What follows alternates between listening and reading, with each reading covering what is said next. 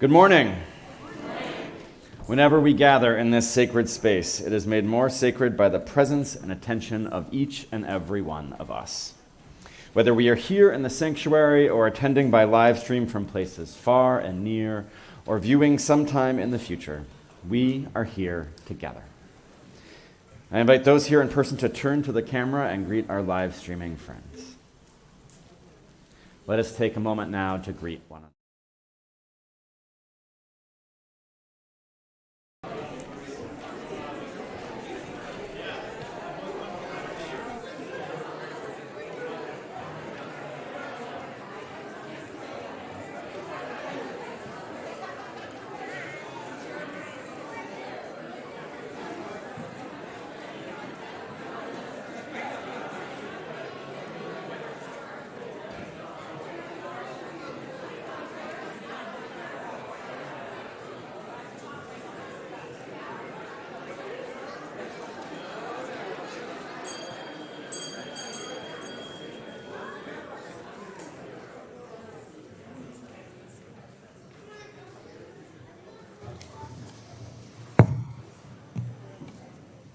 If this is your first time here, or your 100th and first time, we are glad you are here. If you carry the weight of a weary world on your shoulders, or you entered through the doors with a song in your heart and a skip in your step, we are glad you are here. If you are the loudest voice in the town square, or the subtle hand behind the scenes, we are glad you are here. If you have failed once or 1,000 times, we are glad you are here. If you sing like angels or mumble behind the hymnal, we are glad you are here. This community is what it is because of your presence. So welcome. Welcome into this space of love, support, justice, compassion, fellowship, and worship. We are glad you are here. My name is Jean McClurkin. I use the she, her pronouns, and I'm serving as your worship associate this morning. And now, the announcements. To start us off, I want to alert everyone to the mitten tree that's over in the Sims room. We started with 130 mittens. Out of 130 mittens, with a deadline of next Sunday, we have 100 left, so please take a look at them. We have 50 here on the tree in the back.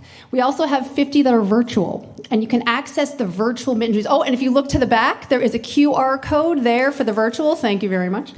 The website is tinyurl.com/mitten tree 2025, that's the year, .com. And to connect to that, the Fellowship Committee is offering a drop and shop. So if you want to shop for the mittens, please feel free. You can drop and shop Kids Fun Day from noon to 5 p.m. today after the service. Parents are welcome to drop their kids off with Fellowship Elves so they can go shopping for holiday gifts. If you have yet to sign up, you will need to leave your information, including a phone number you can be reached. To get some time to relax before the holiday hustle begins. Activities will include a light lunch and snacks, craft activity, games, and a movie.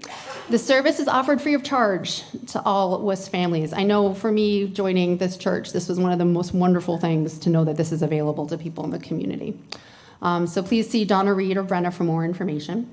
Also today happening, tonight happening, all WIS families and friends, as well as those in the wider community in and around Winchester, are encouraged to come to the annual Solstice Spiral Walk. Another one of my personal favorites, so I'm really glad these are announcements today.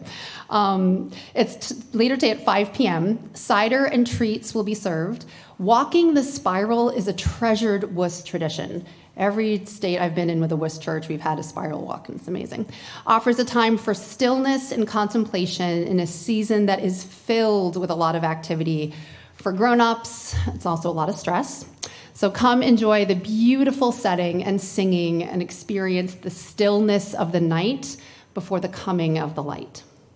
Next Sunday, we also have some special things happening, so I want to take a minute for those. Next Sunday, the service is a Music Sunday service featuring the premiere of Freedom and Democracy Suite by music director John Kramer. This is a 5-movement cantata for choir, small ensemble, and soloists that explores multiple aspects of our democratic experiment, how it has worked to expand rights for citizenry, how those rights are being threatened today. The work includes texts by Theodore Parker, Martin Luther King Jr., Emily Dickinson, the U.S. Constitution, the Bible, and others. This promises to be a deeply meaningful and beautiful morning service, ultimately ending with a message of hope. Following this beautiful music service, there will be newcomers brunch next Sunday, December 14th at 11:45 in the Michelson Room. Please email membership@winchesteruu.org for more details. And finally, if this is your first time here, please fill out the visitor information card found in each of the pews and return it to us in the collection plate or see one of the ushers during the offering later in the service. With that, again, welcome.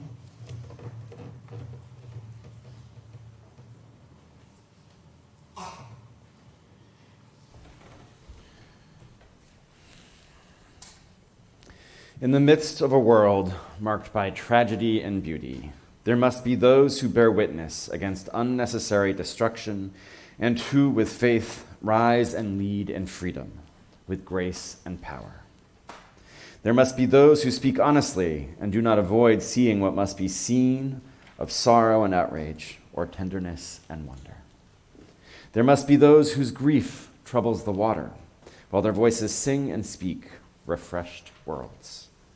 There must be those whose exuberance rises with lovely energy that articulates earth's joys. There must be those who are restless for respectful and loving companionship among human beings, whose presence invites people to be themselves without fear. There must be those who gather with the congregation of remembrance and compassion, draw water from old wells, and walk the simple path of love for neighbor. And there must be communities of people who seek to do justice, love kindness, and walk humbly with God, who call on the strength of soul force to heal, transform, and bless life. There must be religious witness. May these words from Rebecca Parker guide us now into this sacred time and space. Come, let us worship together.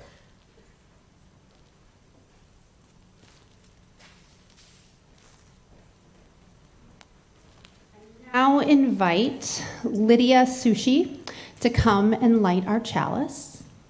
Come on up, Lydia. While I read these words entitled Welcoming the Stranger by Tracy Bleakney. A child's journey far from home, fearful and brave, in need of safe harbor. Guided by this chalice, may we seek to understand the causes of flight. Like the comfort of a candle flickering in a window of darkness, let us welcome this child into our home with warmth, nourishment, and love. Would we not want the same for our own child, lost and alone in a strange land?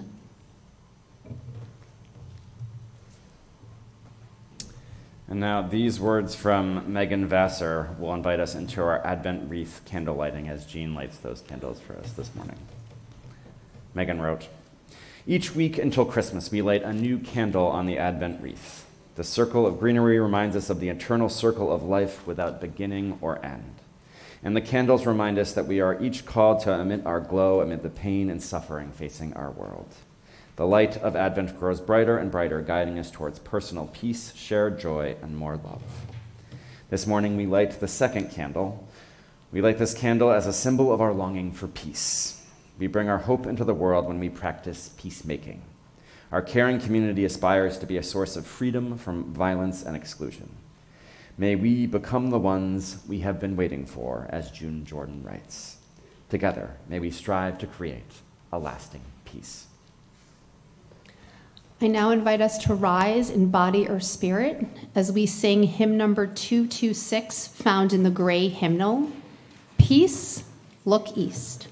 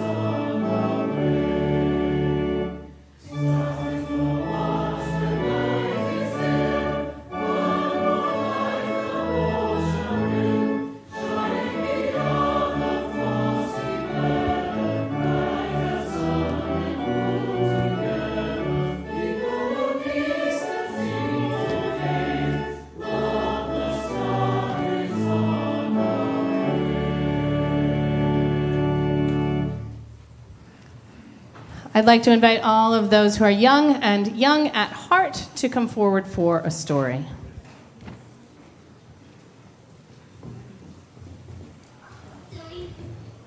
Good morning, good morning. Excellent. All right, so how many of you remember that I love poetry? Does anybody remember that? I've shared some poems with you in the past, and I'm going to share another one, a really, really special one with you today.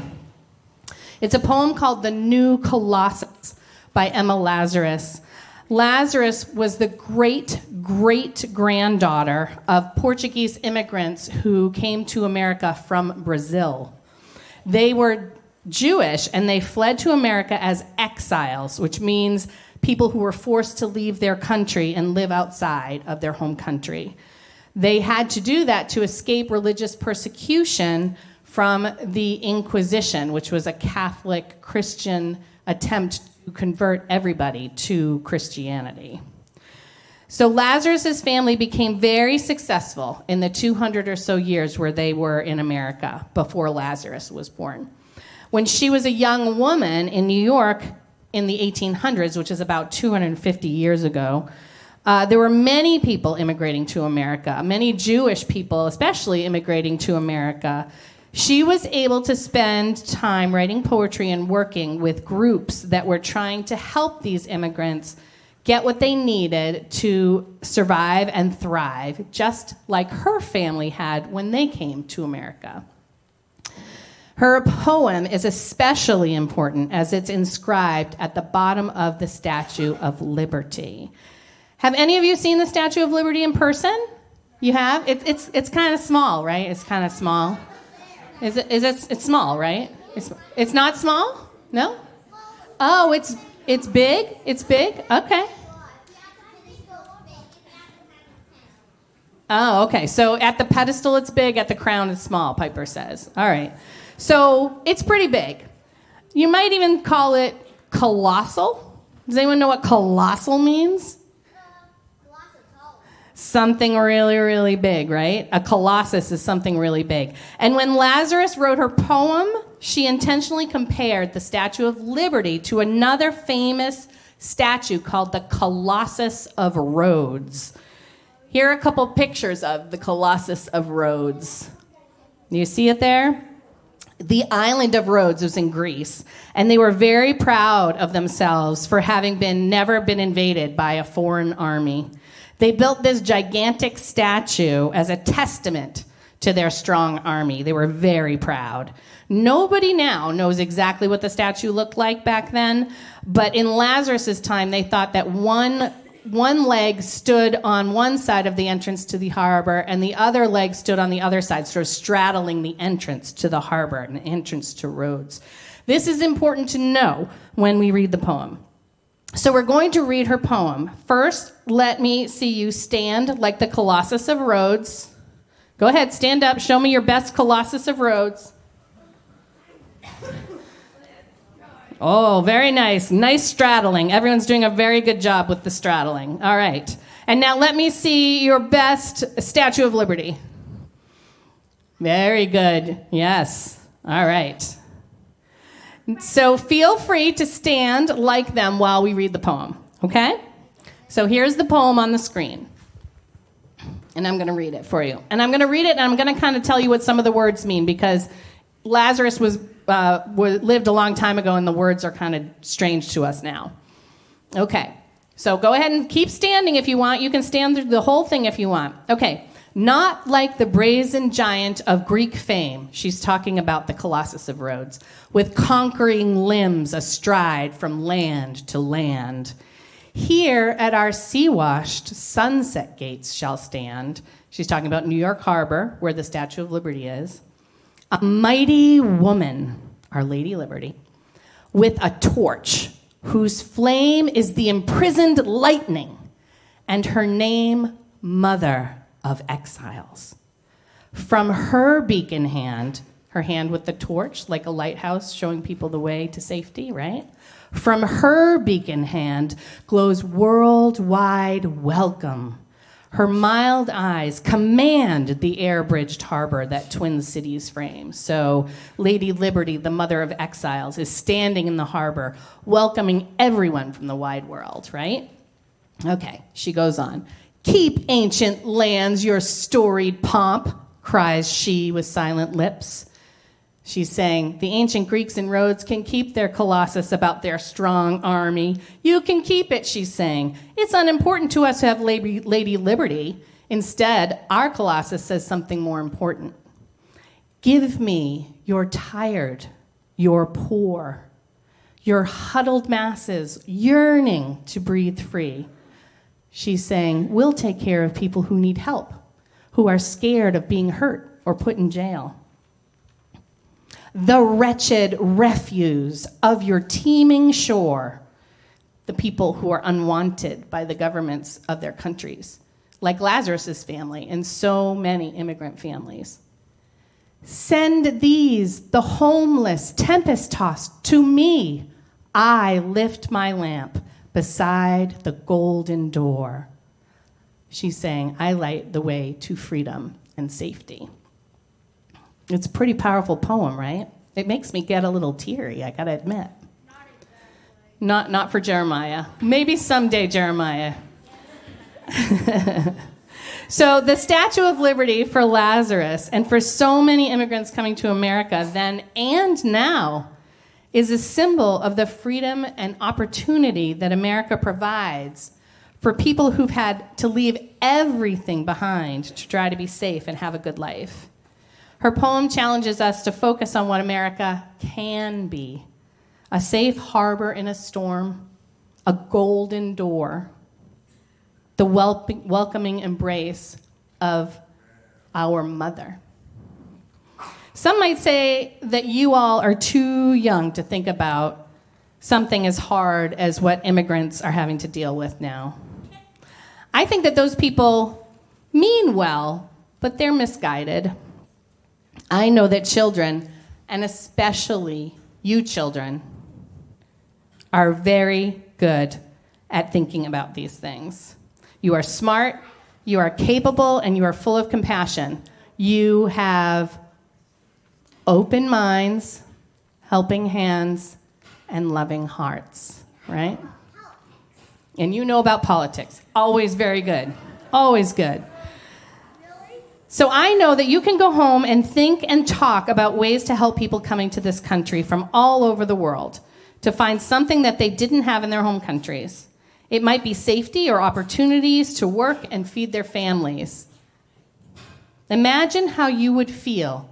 Close your eyes for 1 second. Imagine how you would feel if you had to leave your home and all that you know your friends, your family, your house, everything, to come to a strange land where you might not speak the language or even recognize the letters. Think about the comforts you have at home and how they make you feel. And then hold on to those feelings and think hard about how you could help someone struggling. You might see them in your schools and communities. Right now, I work at a school where kids come from all over. They come from all over the world, and their parents are working really hard to make a life for them in Massachusetts, in America. So let's think about how we can help them. When you go home with your grown-ups today, think about how we together, us here, right here at WUS, can be the lamp beside the golden door to these families. Make a list and share it with me, and we'll talk more about it and make a plan for what we can do to help. Okay? All right. I invite the grown-ups to sing the children and teachers to religious education. The words are in your order of service.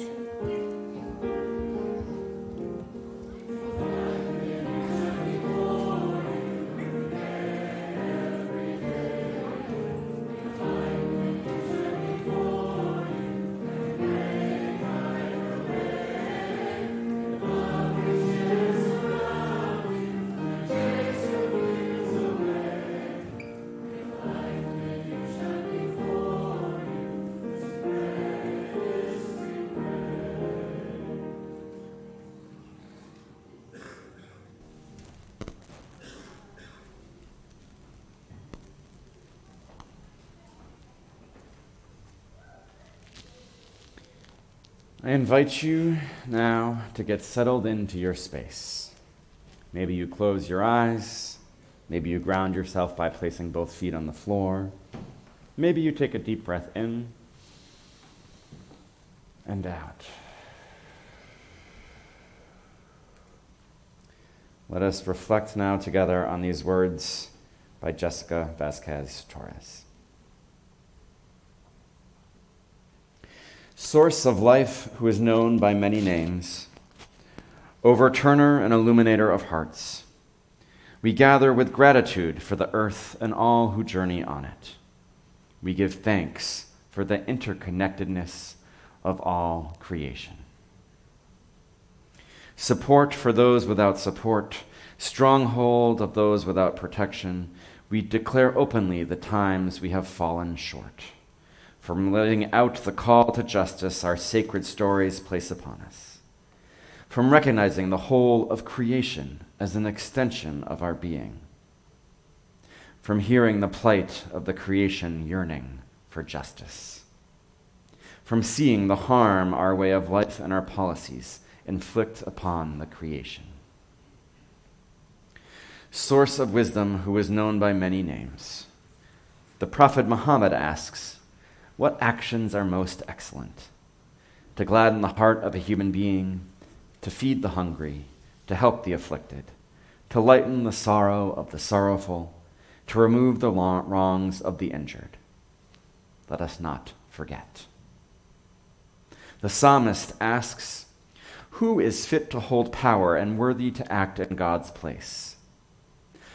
Those with a passion for the truth, who are horrified by injustice, who act with mercy to the poor and take up the cause of the helpless, who have let go of selfish concerns and see the whole creation as sacred.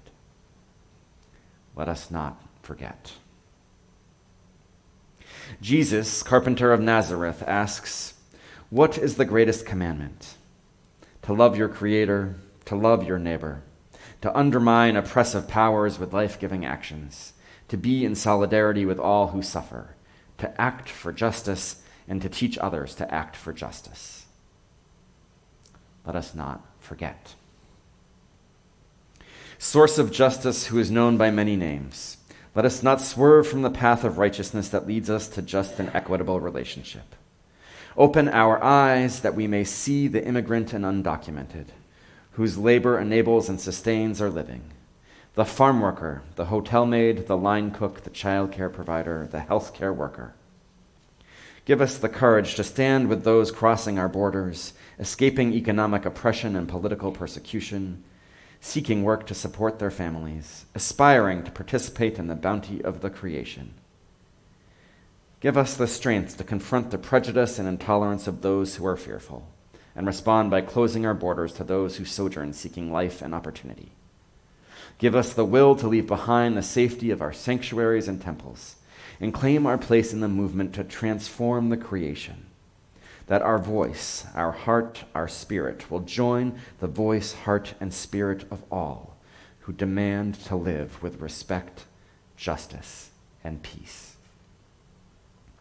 Source of direction who is known by many names, and our daily living let us be guided by the highest estimate of the worth and dignity of every person, regardless of their legal status. And let us not forget that the creation is founded on justice, and that we have the moral responsibility to bring forth justice into these times.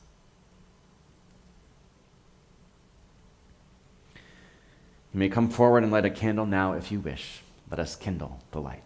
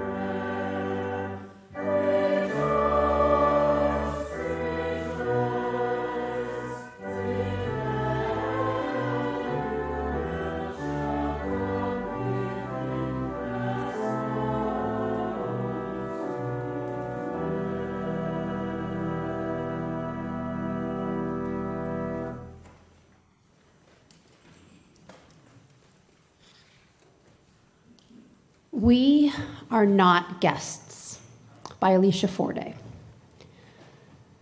Am I a guest here? Here in this house?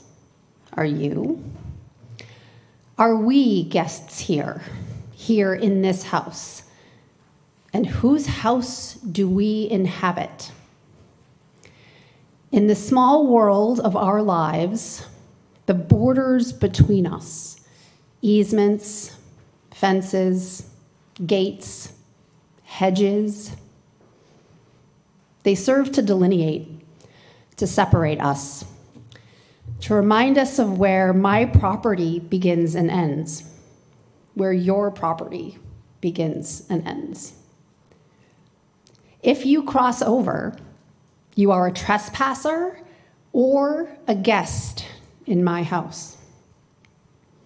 You've worked to own this small plot of land and the house erected on it. You've claimed it. It's now a part of yourself, your definition of self, your identity. If I cross over your fences, I am a trespasser or a guest in your house. What does it mean then that in 1845, the United States crossed over into Mexico and took half that country, took land, resources, and labor? Was the U.S. trespasser or guest? Are there to be no consequences for taking what does not belong to you? Should we simply forget whose house we inhabit? To speak of hospitality and immigration often erases historical context. The actions of the past that have led us step by step to this current predicament. Professor Miguel de la Torre writes, perhaps it might be more accurate to speak of the responsibility of restitution rather than the value of hospitality. Hospitality in this case implies that the house belongs to us, that the land, the resources that are part of this house is ours, and we who now live here are being virtuous in our willingness to share. It erases the history that would have us remember that those who cross the border today, those choosing to brave the harsh conditions of the desert, those who face the possibility of death, imprisonment, deportation, criminalization, are doing so because the U.S. once crossed their borders to extract their resources and labor. It is for them a matter of survival. It is for the U.S. a matter of restitution. Now, the prospect of restitution is scary. Where do we begin? With Mexico, with Native Americans, with territories, with the descendants of those who were enslaved? How do we acknowledge and address the complexities of our history, our present, and if we're not conscious, our future of dominance? What would right relationship look like? What conditions and considerations would make it restitution even possible? And for us as Unitarian Universalists, what would it mean for us to shake off the idea of hospitality as a central principle that is often attached to immigration and instead delve into the concept of restitution? Whose house do we inhabit? For we are not hosts. We are not owners. Nor are we guests. What then is our responsibility?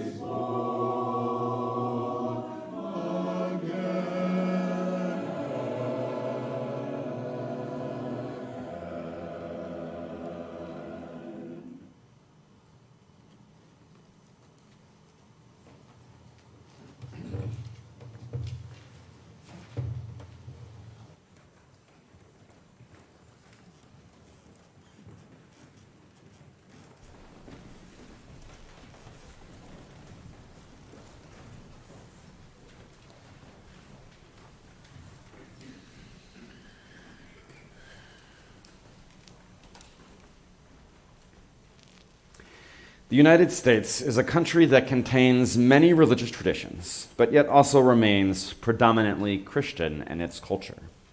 So if you grew up here, it is hard not to have some level of familiarity with the basics of the story of the birth of Jesus.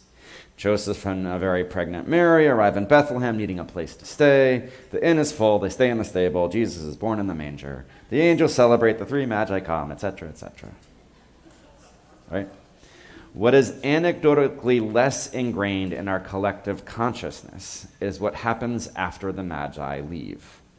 Does anyone remember? You? A few of us? Okay, one or two. In case you were like me and didn't remember without a refresher, here is the text of Matthew chapter 2, verses 13 to 15. When the Magi had departed, an angel from the Lord appeared to Joseph in a dream and said, "Get up, take the child and his mother and escape to Egypt. Stay there until I tell you, for Herod will soon search for the child in order to kill him." Joseph got up and, during the night, took the child and his mother to Egypt. He stayed there until Herod died. This fulfilled what the Lord had spoken through the prophet. "I have called my son out of Egypt." And so, Jesus began his life as an immigrant. At least, that is the narrative we have shared in the West for most of contemporary Christian history. Now, if you want to get technical, Bethlehem was part of the Roman Empire at the time of Jesus' birth, and Egypt was also part of the Roman Empire at the time. And so technically, Joseph, Mary, and Jesus didn't cross a national border when they fled. But the basic point remains. They had to run from persecution and the threat of state violence and death, and flee to an unfamiliar land. They were refugees. Well, some contemporary branches of Christianity and some Christian congregations have lost sight of this part of Jesus' story. Jesus' refugee status is one of the reasons that many branches of Christianity over time have emphasized the welcoming of refugees and emigrating peoples, since Jesus himself was one. We tend to forget that part of the Christmas story, just as we tend to forget that we are a nation founded by immigrants. For centuries, politicians and those in power have used that forgetfulness to help us demonize the other. Does this excerpt from a Chicago Post editorial from 1868 sound familiar? "The Irish fill our prisons, our poorhouses. Scratch a convict or a pauper, and the chances are that you will tickle the skin of an Irish Catholic. Putting them on a boat and sending them home would end crime in this country."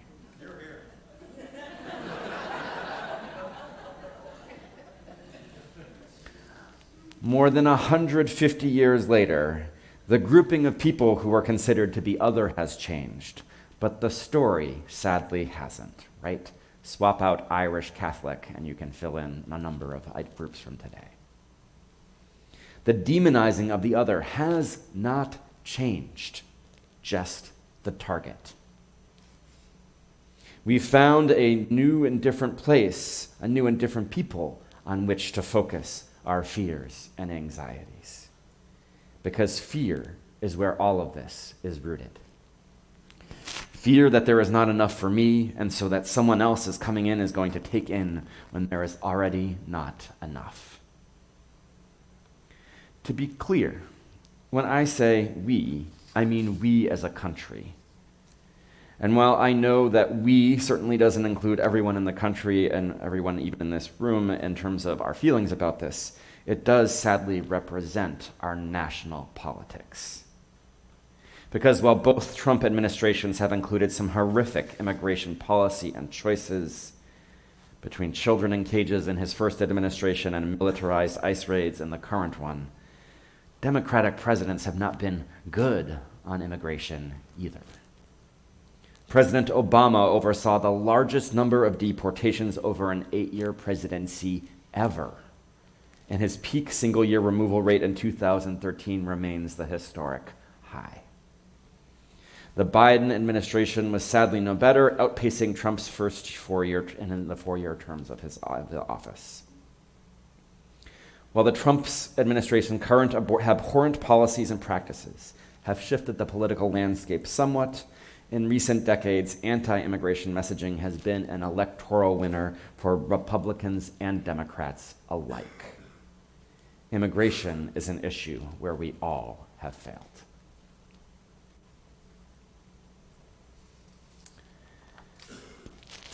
Let's talk for a minute about that word, immigration, and immigration as an issue, because the words we use to describe things matter.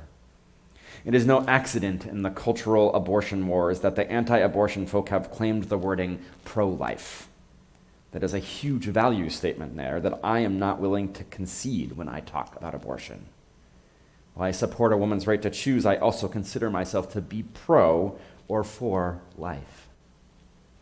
Similarly, academic research has shown that those in power will often use dehumanizing language to describe people with marginalized identities to make them feel more other. Prisoners and inmates are an example of this. We take the human out of the terminology. If you talk with prisoner rights advocate groups, they don't call themselves prisoners. They prefer incarcerated people. Incarcerated people. In large part because it reminds us that people in jail are still indeed people. And so when we have a national conversation about immigration, we too often lose sight of the fact that the conversation is primarily about people. It's no accident that our focus is on immigration and not immigrants, or even undocumented workers or undocumented people. When you take the word people out of the conversation, it becomes much easier to talk about an abstract concept instead of real human lives. In her book, Braving the Wilderness, Professor researcher Brene Brown shares that many of us across the political spectrum too often fall into the trap of, quote, I can hate larger groups of strangers because the members of those groups who I happen to know and like are the rare exceptions. This permission we give ourselves to hate or dislike a group of people is the first step towards dehumanizing them. Michelle Mais, chair of the philosophy department at Emmanuel College, notes, the process of demonizing the enemy makes them seem less than human and hence not worthy of humane treatment. Back to Brene Brown, dehumanizing others is the process by which we become accepting of violations against human nature, the human spirit, and for many of us, violations against the central tenets of our faith. So when we talk about immigration, we dehumanize the people at the center of this issue. We make it into an abstract problem focused on controlling our borders and supposed increases in crime. Imagine how the national narrative might be different if we talked all the time about undocumented workers and immigrating people desperately seeking work to feed and clothe their families. Instead, we have stories, news stories, very recent ones, including the example of the story that was recent about the folks in eating cats, the Haitian immigrants eating cats in Springfield, Ohio. Right? This is very recent. This is happening. We tell these stories to dehumanize the other.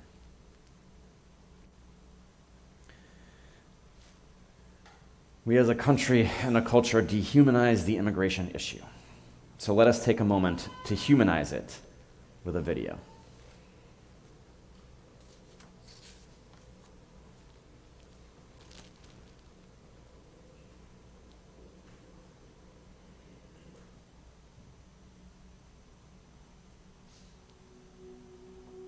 ¿Por qué sigo aquí?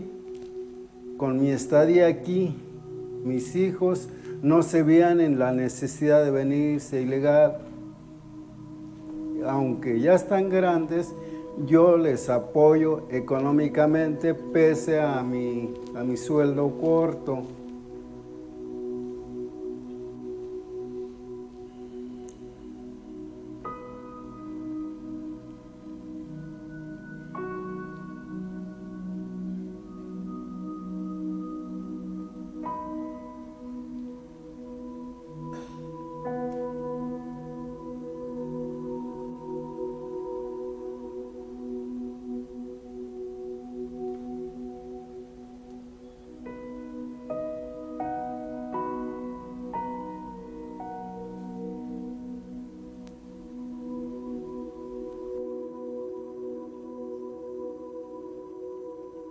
Todo era desconocido para mí.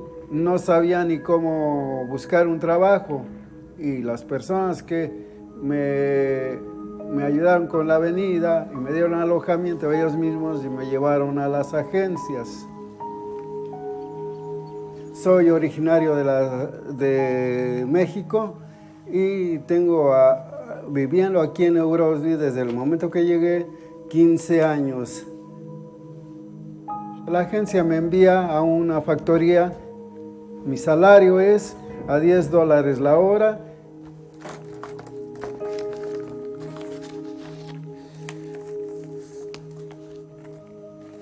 Debe ser cubierto todo esto. ¿Por qué? Porque aquí no hay servicio de calefacción y para protegerme un poco de los fríos.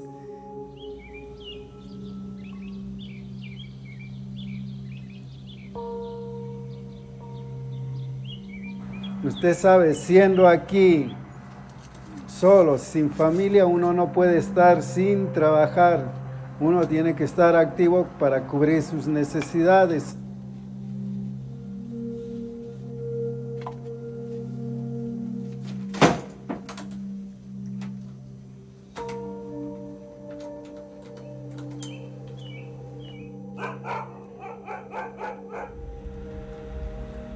Hay ocasiones que tengo que hacer hasta 3 o 4 envíos, aunque no pequeños, a la semana para darles apoyo. Pero mi esposa, como está al pendiente de mi enfermito, mi obligación aportarla económicamente tanto para ella como para el joven enfermo.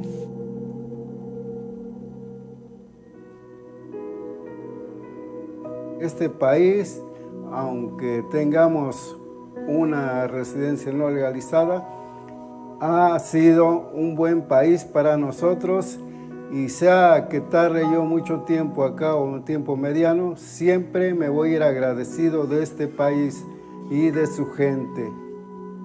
Esperanza es buscar una mejoría, un estatus legal y a la vez poder desplazarme a ver a mi familia y volver a regresar hasta buscar una mejoría económica para mí.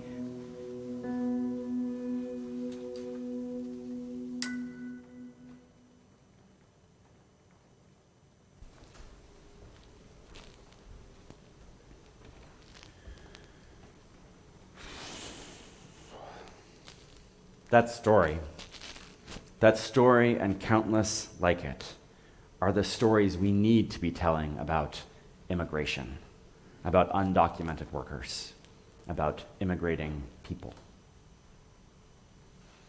We give little consideration in our national conversation about why immigrating people, especially those from Mexico, Central and South America, choose to immigrate. There are those seeking asylum, of course, who are in fear of their lives for political or other reasons. And even more of them are economically desperate. They're willing to make financial sacrifice, paying coyotes to transport them across the border. They're willing to risk their lives, especially with the walls we already have, the increased border patrols, and crossing through the desert, literally risking their lives. Hundreds of migrating people die at the southern U.S. border every year. Hundreds.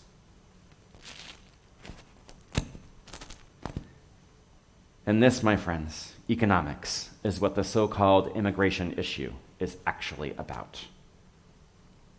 Economic inequality, the intentional use of power to shift ever-increasing amounts of wealth from those who are already the most well-off, or to those who are already the most well-off, is the real issue at the heart of our national conversation on immigration.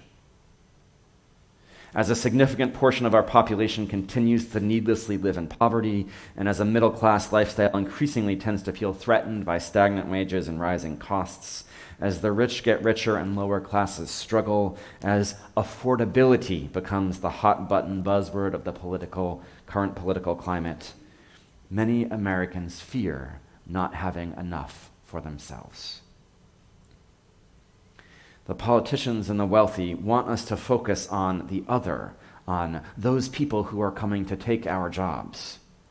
when the reality, of course, is that they are diverting our attention away from the highly unjust and problematic income inequality they are propagating in our country. And they have largely succeeded. The immigration issue is a leading story and a leading narrative in our current political climate.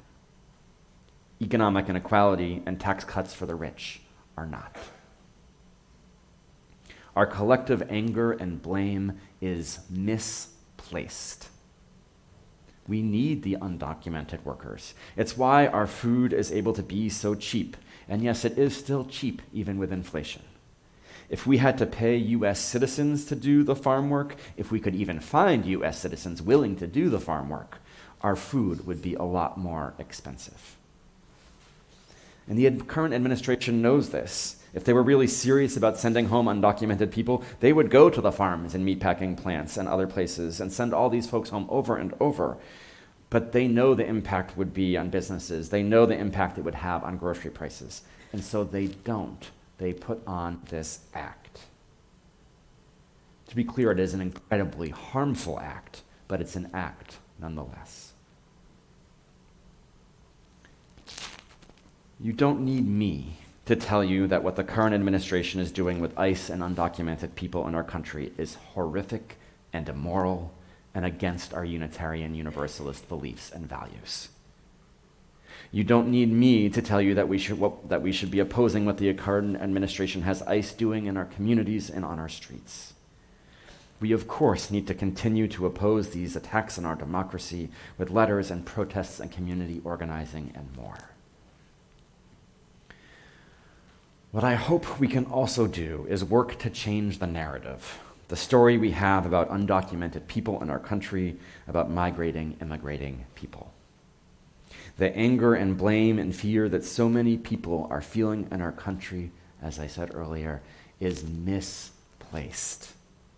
We need to get real about class inequality and corruption and how the rich are insanely, ridiculously rich and getting more so by the minute. Blaming economically desperate people who look different than many of us is misdirection that we can no longer, as a nation, afford to accept. As we heard in the first reflection this morning, there was a point in time where at least part of our story was, give me your tired, your poor, your huddled masses yearning to breathe free, the wretched refuse of your teeming shore. Send these, the homeless, tempest-tossed to me. I lift my lamp beside the golden door. If only we were living into that aspiration at this moment in time. Sadly, right now, that golden door is tarnished with fear, hate, and insecurity. It's time to change the narrative. Time to change the story. We believe in safety and economic well-being for all people, both within our borders and beyond. We believe in caring for other human beings and extending hospitality and welcome to those in need. We believe that economic inequality is economic injustice. We believe that there is enough for all if we allow there to be enough for all, instead of concentrating our resources and wealth in the hands of a vanishing few. That is the story we need to start telling when we talk about undocumented and migrating people. A story of economic injustice in our country, a story of people seeking to feed and care for their families. A story of a country that seeks to make the world a better place, both for our own citizens and for those seeking shelter within our walls. May we do the work we need to do to become what we aspire to be. A country that lifts a lamp of love and kindness, a lamp of care and compassion to those in need. May it be so.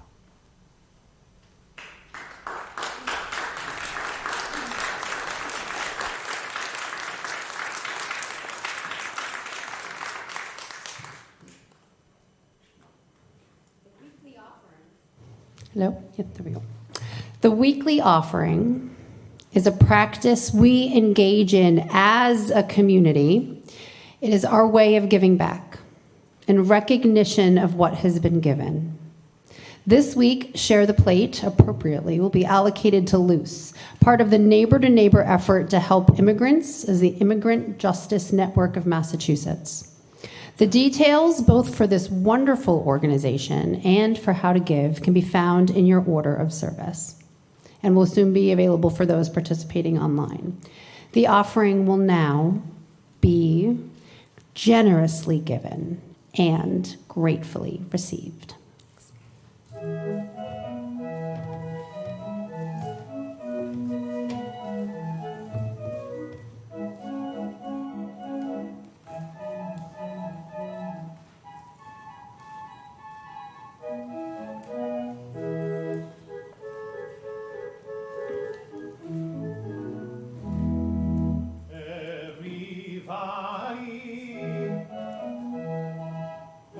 Everybody shall be exalted, shall be exalted,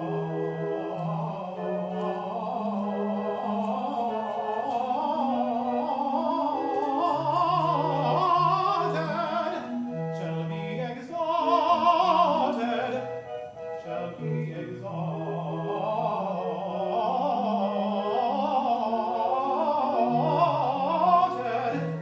and every mountain and hill made low.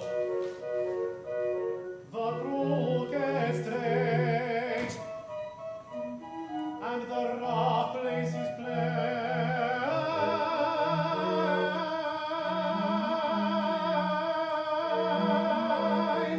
The crooked straight, and rough places plain,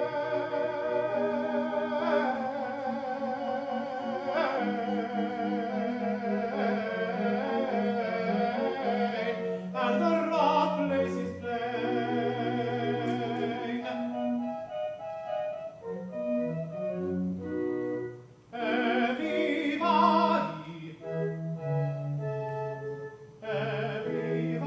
Everybody shall be exalted.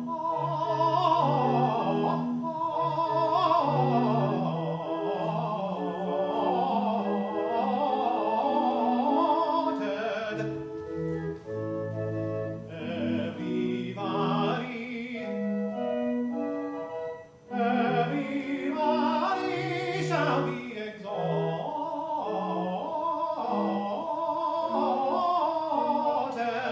and every mountain and hill made low. The crooked straight, and the rough places plain, and the rough places plain, and the rough places plain. The crooked straight, and the rough places plain.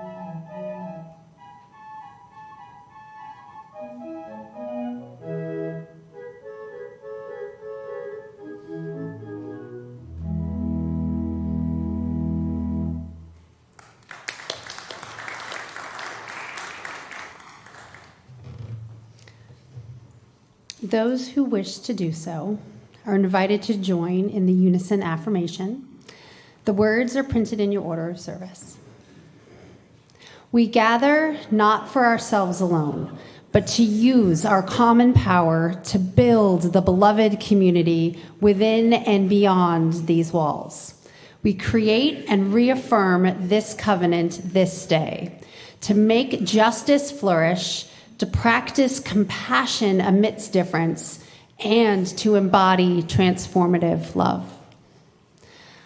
I now invite you to rise in body or spirit as we sing together our closing hymn entitled For Everyone Born. The words can be found in the printed insert that came with your order of service.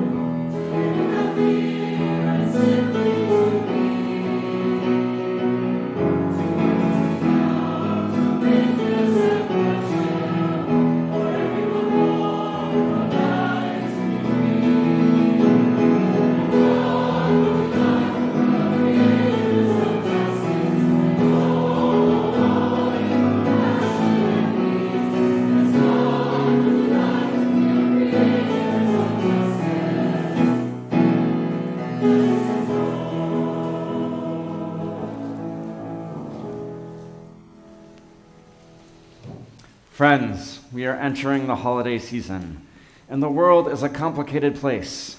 It is not that we cannot feel the joy and goodness of family and connections in the stories we share. Just let us also, in this holiday season, hold the stories and the people who are immigrating, the undocumented workers. We can hold the complexity and hold all as we enjoy the season and work for change in the world. Go and be blessed and be a blessing. Amen.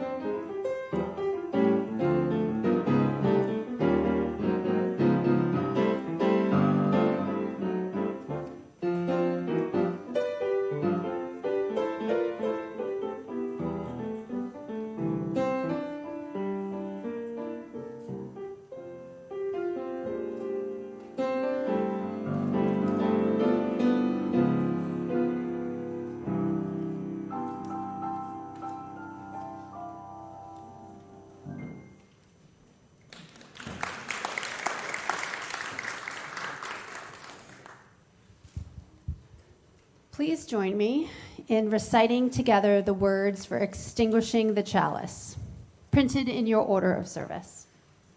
We extinguish this flame, but not the light of truth, the warmth of community, or the fire of commitment. These we carry in our hearts until we are together again. So the service has ended, but our life of service continues. Let us move on now to find both the community that you need most today and the community that you can offer to others. Thank you.